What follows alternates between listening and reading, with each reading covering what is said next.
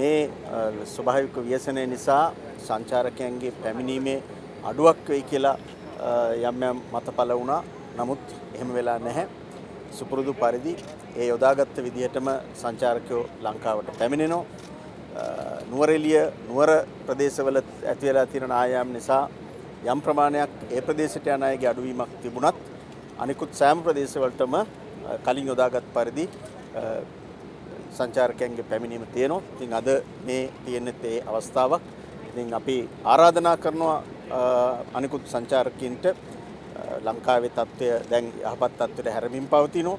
දවසින් දවස කාලගුණය හොඳ තත්ත්වයටපත් වෙනවා. ඒ වගේම ඒ ඇතිවෙච්ච විපතෙන් රට මුදව ගන්න අපි කඩිනමින් මැදිහත් වෙමින් තියෙනවා. ඒ නිසා අපේ සංචාර කර්මාන්තය තවත් ශක්තිමත්ව ඉදිරියට ගෙනියන්න පුළුවන් ඒ විශ්වාසය තියෙනවා. මේ කණ්ඩායමේ පැමිණීම ඒක හොඳටම සහතික කරන ඔප්පු කරන අවස්ථාවක්.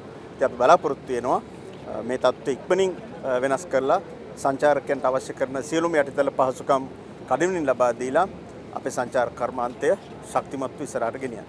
අදතිරණ බිස්නස් YouTube නාලිකාව ව්‍යාපාරික ලෝකයේ නවතම තොරතුරු සඳහා අදතිරණ බිස්නස් YouTube නාලිකාව දැන්ම සබස්ක්‍රයිබ් කරන්න.